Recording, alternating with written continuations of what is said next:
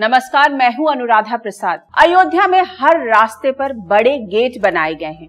घरों पर पताकाएं लहरा रही हैं, जिन पर श्री राम और हनुमान के चित्र लगे हैं।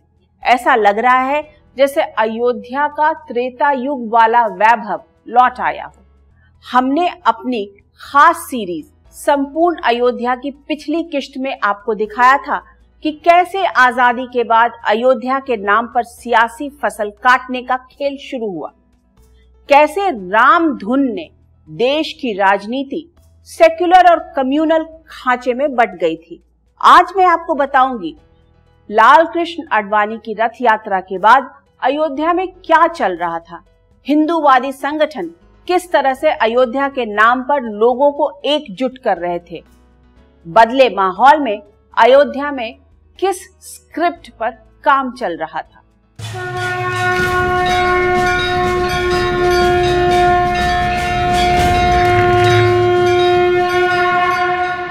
बिहार के समस्तीपुर में लाल कृष्ण आडवाणी की गिरफ्तारी के बाद कार सेवक सड़कों पर आ गए।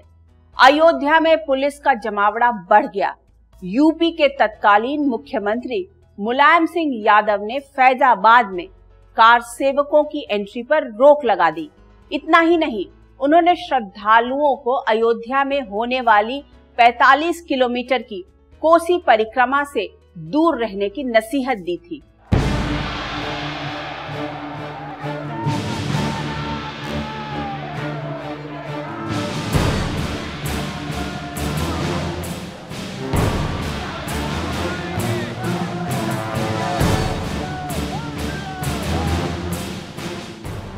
अक्टूबर 1990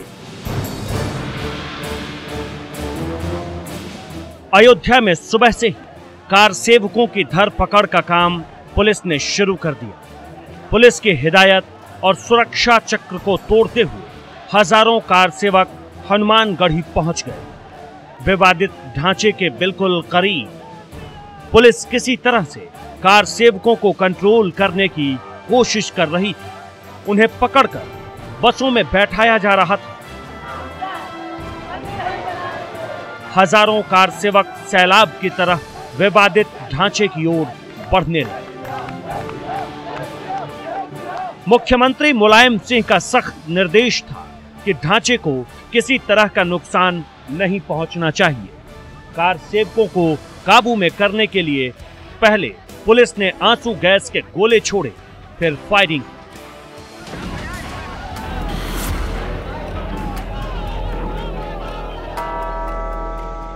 अयोध्या में सन्नाटा पसर गया। चारों तरफ पुलिस ही पुलिस दिखाई देने लगी। रात के सन्नाटे को पुलिस की सायरन तोड़ रही थी। व्यक्ति कर्फ्यू का उल्लंघन करता हुआ पाया गया तो उसके खिलाफ सख्त से सख्त कार्रवाई की जाएगी और बल प्रयोग किया जाएगा। 2 दिन के बाद वीएचपी के नेता अशोक सिंघल, उमा भारती और स्वामी वामदेव की अगुवाई में करीब 15,000 कार सेवक अयोध्या की सड़कों पर उतरे। विवादित ढांचे की पहले से ही तगड़ी बैरिकेडिंग की गई थी। कहा जाता है कि पुलिस ने बगैर कोई चेतावनी दिए कार सेवकों पर फायरिंग शुरू कर दी। कई कार सेवक पुलिस की गोलियों का निशाना बने। तब बजरंग दल के अध्यक्ष विनय कटियार थे। उन्होंने कार सेवकों की मौत के लिए मुलायम सरकार को जिम्मेदार ठहरा दिया।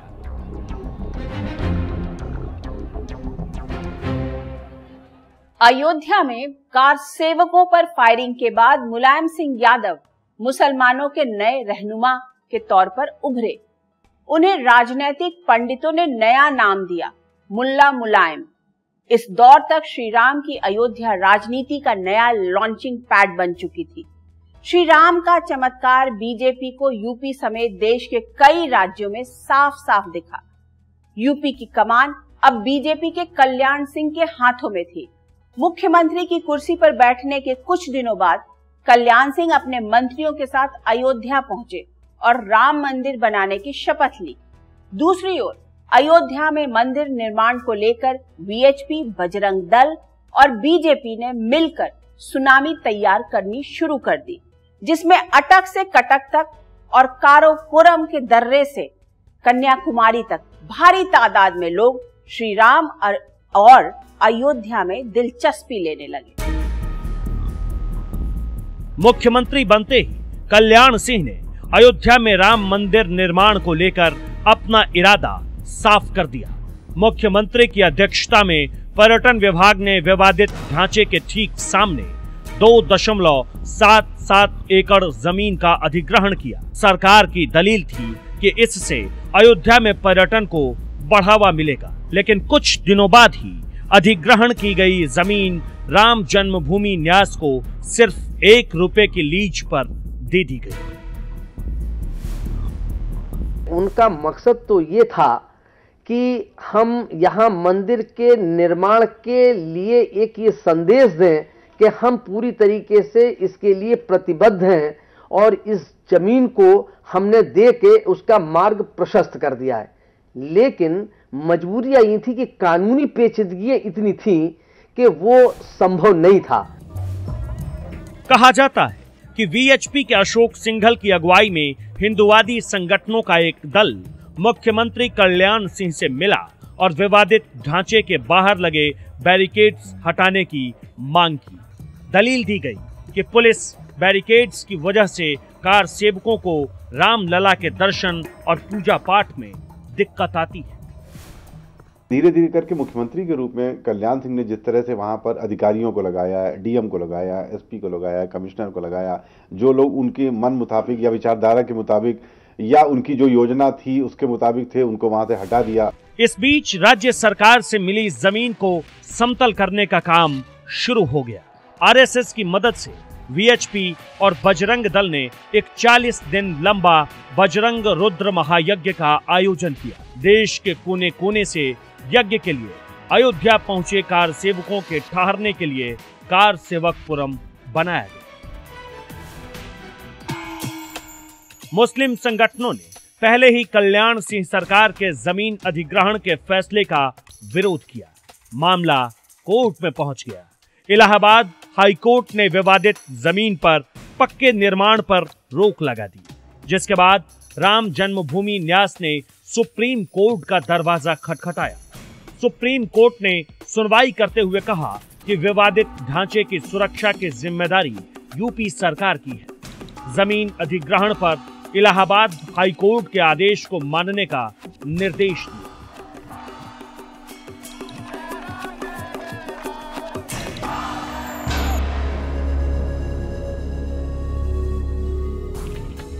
देश के कोने कोने से कार सेवकों का अयोध्या पहुंचना शुरू हो गया। कार सेवक अयोध्या में चतुर्मास और एक ऐसी जगह चबूतरे के निर्माण के इरादे से पहुंच रहे थे जहां निर्माण कार्य पर कोर्ट की ओर से मनाही थी। मुख्यमंत्री कल्याण सिंह ने केंद्र सरकार को भरोसा दिया था कि विवादित ढांचे की सुरक्षा का पूरा इंतजाम किया गया है। विवादित ढांचे पर किसी को चढ़ने नहीं दिया जाएगा। उनकी सरकार कोर्ट के आदेश का पालन करेगी। जब कल्याण सिंह आगे मुख्यमंत्री बन गए तो चीजें फिर से उल्टी होने लगी लगातार, और लगने लगा कि नहीं, कल्याण सिंह एक उत्तर प्रदेश के मुख्यमंत्री जिसने संविधान में हाथ रख के शपथ ली हो, वो नहीं था। लग रहा था कि वो कार सेवक के रूप में काम करे। अदालत की रोक के बावजूद कार सेवक अयोध्या में चबूतरे के निर्माण के लिए पहुंचे थे। कल्याण सिंह सरकार की ओर से पुलिस को बल प्रयोग नहीं करने के सख्त आदेश दिए गए। ऐसे में यूपी पुलिस के जवान चाहकर भी कार सेवकों को नहीं रोक पा रहे थे।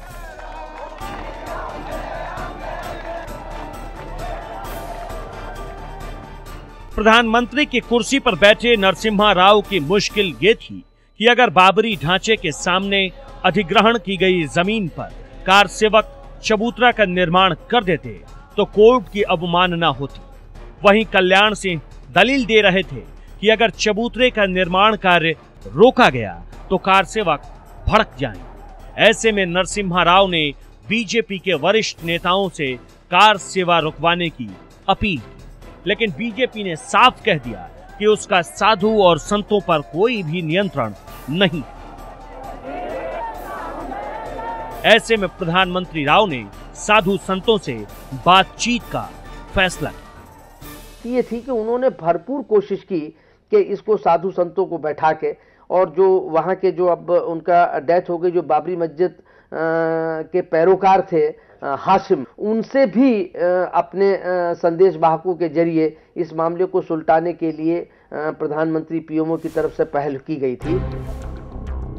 साधु संतों का एक प्रतिनिधि मंडल प्रधानमंत्री से मिलने दिल्ली पहुंच गया। बातचीत में सहमति बनी कि साधु अयोध्या में 3 महीने तक निर्माण कार्य रोक देंगे। केंद्र की पहल पर राम जन्मभूमि आंदोलन से जुड़े नेता और बाबरी मस्जिद एक्शन कमेटी के सदस्य बातचीत के लिए आमने सामने बैठ गए। दोनों पक्ष अपनी अपनी दलील पर अड़े रहे। वक्त तेजी से बीतता जा रहा था, लेकिन कोई रास्ता निकल नहीं पा रहा था।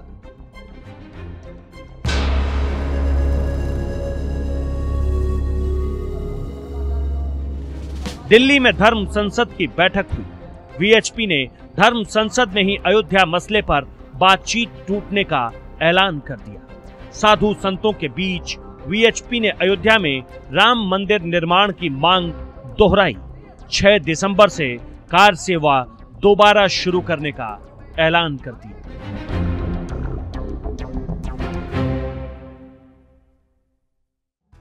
सरयू के घाट पर कार सेवकों का जोश उफान मार रहा था।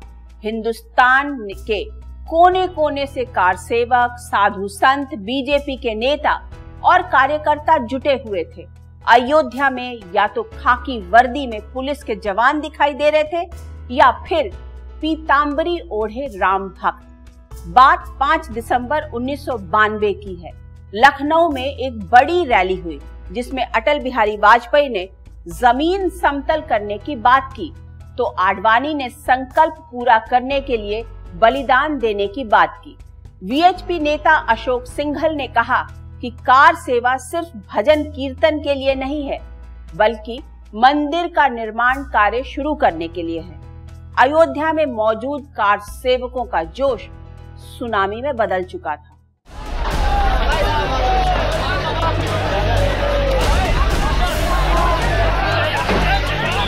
कार सेवा से एक दिन पहले यानी 5 दिसंबर तक अयोध्या में 2 लाख से ज्यादा कार सेवक मौजूद थे।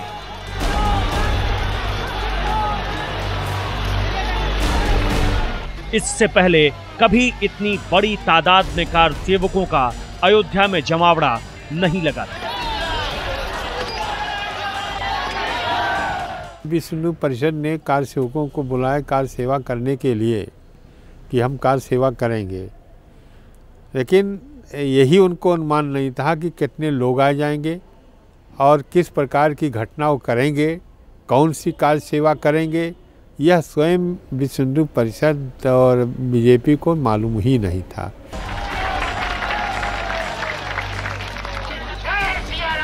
लखनऊ में अटल बिहारी वाजपेयी के भाषण का कार सेवक अपने अपने हिसाब से मतलब निकाल रहे थे। नुकीले पत्थर निकले, उन पर तो कोई नहीं बैठ सकता, तो जमीन को समतल करना पड़ेगा।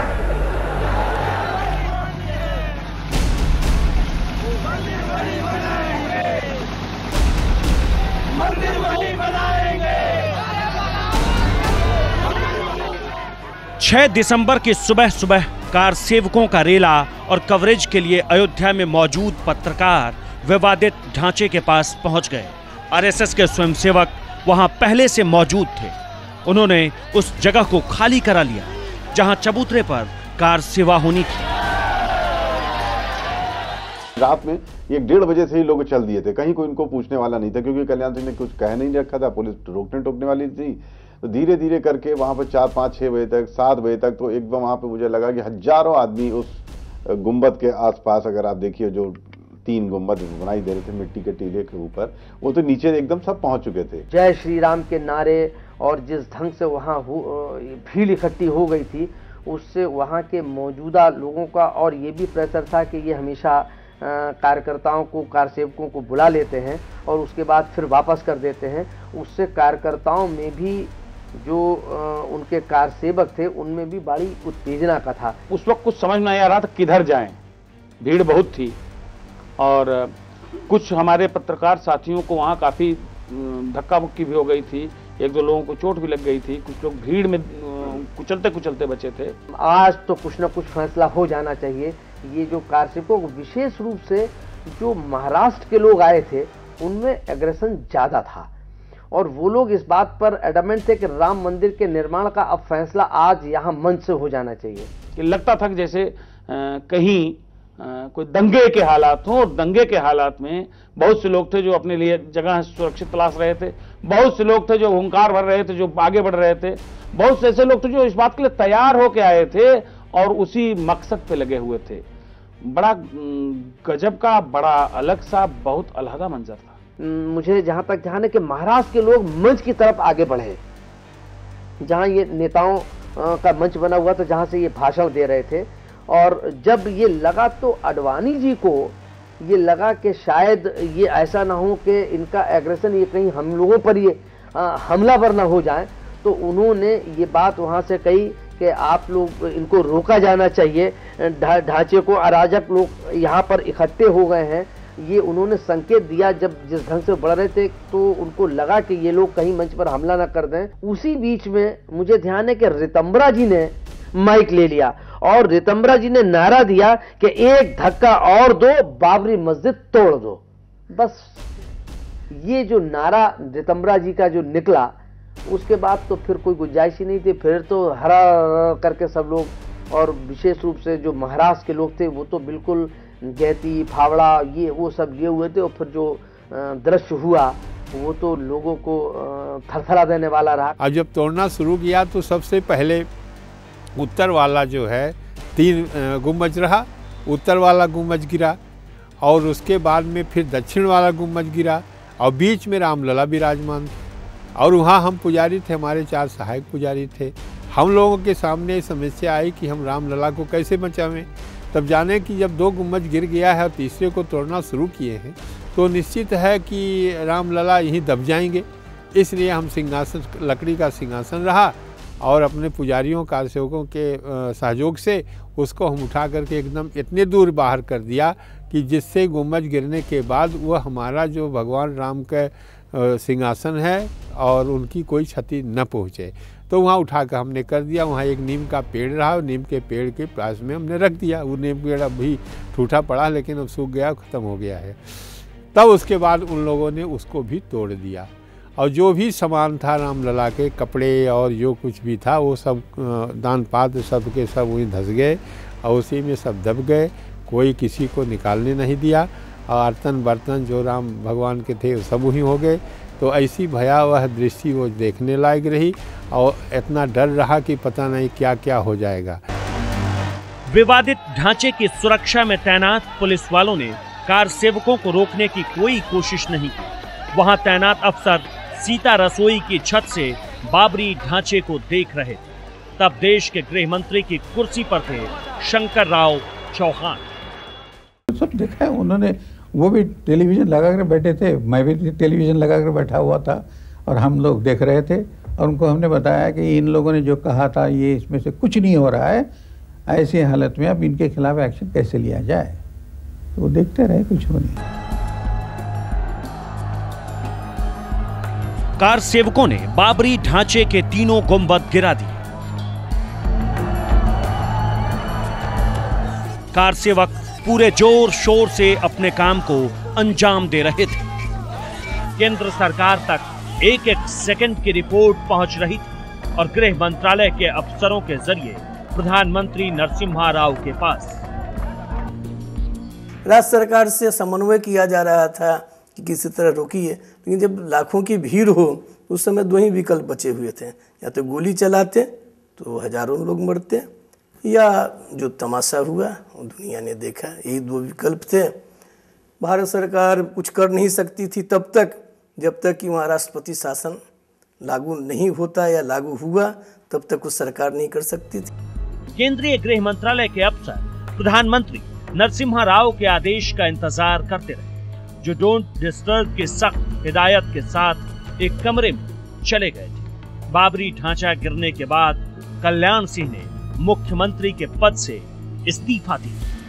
शाम को जब मंत्रिमंडल की बैठक हुई तब वो मीटिंग में ये तय हुआ कि राष्ट्रपति राजवट लागू की जाए। इसके पहले कुछ घंटे पहले कल्याण सिंह ने अपना इस्तीफा भेज दिया था। मंत्री प्रधान जी ने मुझे पूछा था तब कि ये इस्तीफा मान लेना चाहिए या नहीं, तो मैंने ये एडवाइस उनको दी थी कि बिल्कुल नहीं मान लेना चाहिए। अभी तो एक ही चीज़ हो सकती है कि राष्ट्रपति की राजवट वहाँ पर लागू की जाए और उसके लिए मंत्रिमंडल की सम्मति ली जाए। अब घंटा 2 घंटा 3 घंटा वो वहाँ पर मुख्यमंत्री रहेंगे तो उससे कुछ फर्क नहीं पड़ने वाला, क्योंकि ढांचा तो गिरा हुआ है। फैजाबाद में खड़ी सेंट्रल पैरा मिलिट्री जवानों की कंपनी स्थानीय मजिस्ट्रेट का इंतजार करती रही।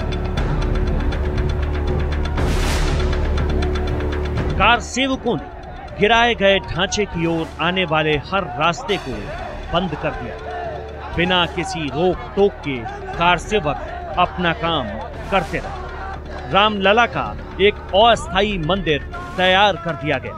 इस बीच कल्याण सिंह सरकार को बर्खास्त कर दिया गया और यूपी में राष्ट्रपति शासन लग गया।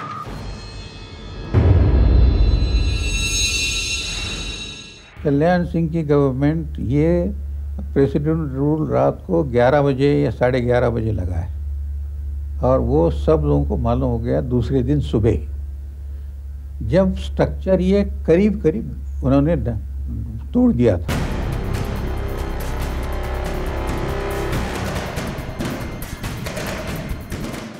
अयोध्या में पुलिस अफसरों को सूबे की सरकार ने सख्त हिदायत दी थी कि किसी कीमत पर गोली नहीं चलानी है।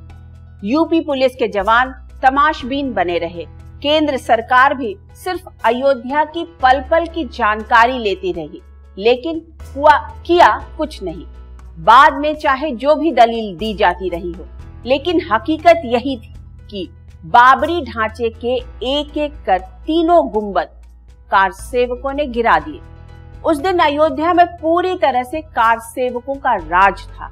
अगले दिन यानी 7 दिसंबर को सीआरपीएफ और रैपिड एक्शन फोर्स ने उस जगह को अपने कब्जे में ले लिया।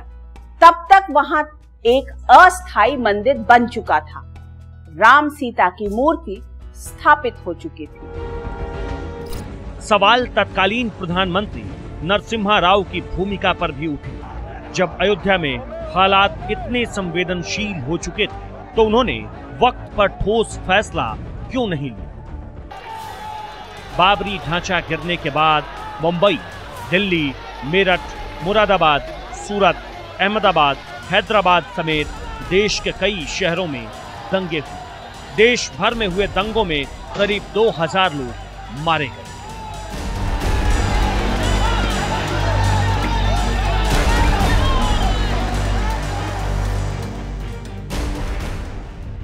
बाद में तब के मुख्यमंत्री कल्याण सिंह ने खुद कबूल किया था कि पुलिस ने उनके कहने पर ही गोली नहीं चलाई।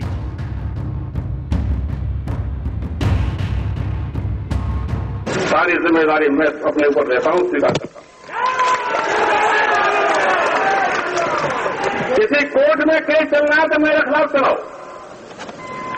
किसी कमीशन ऑफ इंक्वायरी के अंदर कोई इंक्वायरी होनी है तो मेरे खिलाफ कराओ। कल्याण सिंह की अपनी राह थी और नरसिम्हा राव की अपनी। बंद कमरे में दिल्ली से लखनऊ तक अयोध्या को लेकर किस तरह की रणनीति तैयार की जा रही थी, अयोध्या को कौन कैसे साधने में लगा था, इसे लेकर बहुत लिखा और कहा जाता रहा है। इस दौर में अयोध्या को दिल्ली अपने चश्मे से देख रही थी और हिंदूवादी संगठन अपने चश्मे से। बाबरी ढांचा गिराए जाने के 10 दिन के बाद तत्कालीन नरसिम्हा राव सरकार ने जांच के लिए एक सदस्यीय लिब्राहन आयोग बना दिया। 3 महीने के लिए बने लिब्राहन आयोग को अपनी 1400 पन्ने की जांच रिपोर्ट सौंपने में 17 साल का समय लग गया। इसमें लाल कृष्ण आडवाणी, अटल बिहारी वाजपेयी और यूपी के तत्कालीन मुख्यमंत्री कल्याण सिंह समेत 67 लोगों को आरोपी बनाया गया। एक और अयोध्या में भव्य दिव्य राम मंदिर के लिए आंदोलन, दूसरी ओर अदालत में अयोध्या के लिए लड़ाई और तीसरी ओर अयोध्या के नाम पर सियासत। तीनों तेजी से नया नया स्वरूप ले रहे थे। अयोध्या के सियासी लॉन्च पैड से मंदिर आंदोलन में चमके कई चेहरे सत्ता के शीर्ष पायदान तक पहुंचे, लेकिन अयोध्या जस की तस रही। संपूर्ण अयोध्या की अगली किस्त में मैं कल आपको बताऊंगी कि आखिर कैसे निकला अयोध्या में भव्य राम मंदिर का रास्ता, इसमें किन लोगों ने अहम किरदार निभाया। आज बस इतना ही, मुझे दीजिए इजाजत और आप देखते रहिए न्यूज़ 24। नमस्कार।